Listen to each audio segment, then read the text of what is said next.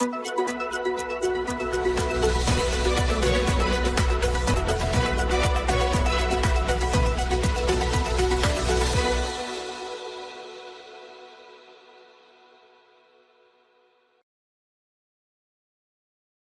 की power strike में अजीत फंसे, पवार के 3 दांव से भाई पर कैसे भारी पड़ी सुप्रिया सुले।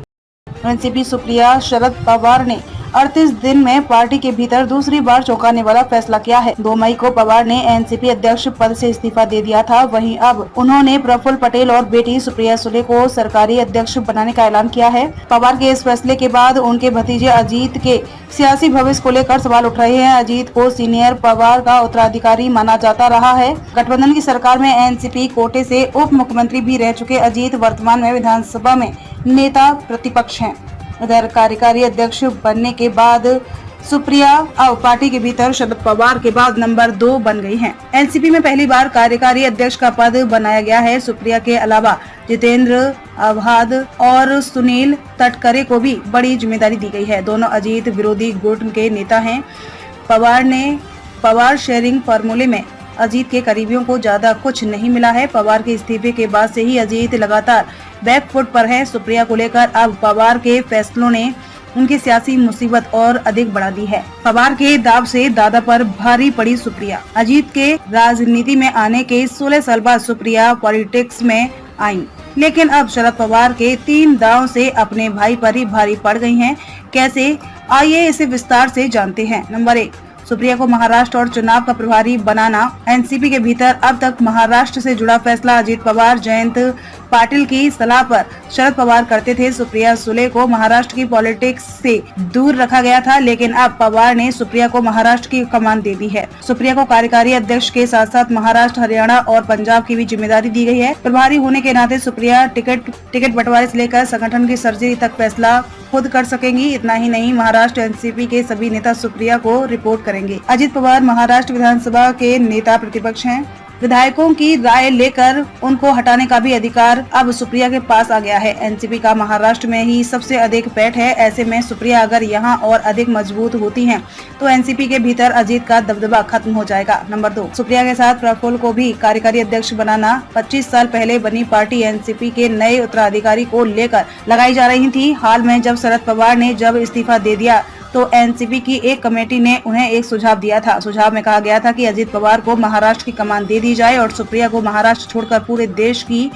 लेकिन शरद पवार ने अजीत के बदले प्रफुल्ल पटेल और सुप्रिया को कार्यकारी अध्यक्ष बना दिया है। प्रफुल्ल पटेल बीमार रहने की वजह से राजनीति में कम ही सक्रिय रहते हैं। पटेल को अजीत पवार गुट का माना जाता है। सीनियर पवार ने उनका कद बढ़ाकर अजीत को अलग थलग करने की गुगली चली है। ऐसे में शरद पवार के इस दाव से सुले एनसीपी में पावरफुल मानी जा रही है। अजीत के मुकाबले उत्तराधिकारी की जंग में उनकी दावेदारी भी काफी मजबूत हो गई है। नंबर 3, इस्तीफा का इमोशनल कार्ड खेलकर फैसला लेना। अजीत पवार ने सुप्रिया को कार्यकारी अध्यक्ष बनाए जाने और खुद को कोई पद न मिलने पर टिप्पणी करने से इनकार कर दिया है। हालांकि उन्होंने ट्वीट कर सुप्रिया और प्रफुल्ल पटेल को बधाई दी है। एनसीपी में सुप्रिया के बढ़ते कद बढ़ने पर अजीत के बागी होने का खतरा था। अजीत अगर बागी होते तो कई विधायक भी पार्टी छोड़ सकते थे, लेकिन पिछले महीने इस्तीफा का दांव खेलकर शरद पवार ने उनके इस मंशा पर भी पानी फेर दिया। जिस तरह पिछले महीने शरद पवार के लिए कार्यकर्ता सड़क पर उतर आए थे, वो नजारा अजीत देख चुके हैं और इसका रिजल्ट भी जानते हैं। राजनीतिक जानकारों का मानना है कि अजीत अभी अगर बगावत करेंगे तो यह शरद पवार के खिलाफ जाएगा। साथ ही नई कार्यकारिणी में भी उनके समर्थकों के पर कतर दिए गए हैं। ऐसे में पार्टी पर संवैधानिक रूप से दावा ठोकना भी उनके लिए आसान नहीं होगा। एनसीपी में अजीत का पर क्यों कटा? नेता प्रतिपक्ष का पद अजीत के पास शरद पवार के भाई के पोते और एनसीपी विधायक रोहित पवार ने कहा कि अजीत के पास नेता प्रतिपक्ष का संवैधानिक पद है, इसीलिए उन्हें संगठन में कोई जिम्मेदारी नहीं दी गई है। पत्रकारों से बात करते हुए रोहित ने कहा कि 1 पोस्ट 1 पर्सन का फॉर्मूला लागू किया गया है। अजीत पवार को इसलिए कोई पद नहीं दिया गया है। सब एकजुट होकर आगे काम करेंगे। बीजेपी के साथ मिलने की चर्चा। महाराष्ट्र के सियासी गलियारों में पिछले एक पखवाड़े से अजीत पवार के बीजेपी के साथ जाने की चर्चा चल रही है। अजीत के बयान ने इसे और बल दिया है। हालांकि गठबंधन की बात को अजीत और शरद दोनों नकार चुके हैं। मुंबई की सत्ता के गलियारों में दावा किया जा रहा है कि 54 में से 40 विधायक अजीत पवार के साथ हैं, जो कभी भी बीजेपी गठबंधन में शामिल हो सकते हैं। अजीत 2019 में बीजेपी के साथ जा भी चुके हैं। ऐसे में सीनियर पवार को पार्टी टूटने का डर भी सता रहा था।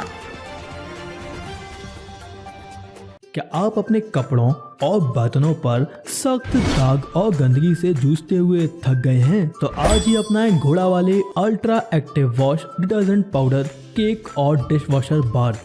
आपके सभी कपड़ों और बर्तनों की सफाई के लिए एकमात्र समाधान। हमारा नया 2x पावर फॉर्मूला कपड़ों पर लगे सबसे जिद्दी दाग को जड़ से निकाले, साथ ही कपड़ों को रखे चमकदार और खुशबूदार। अब पाएं हर 1 किलो डिटर्जेंट पाउडर के साथ एक 10 रुपए का डिटर्जेंट केक मुफ्त।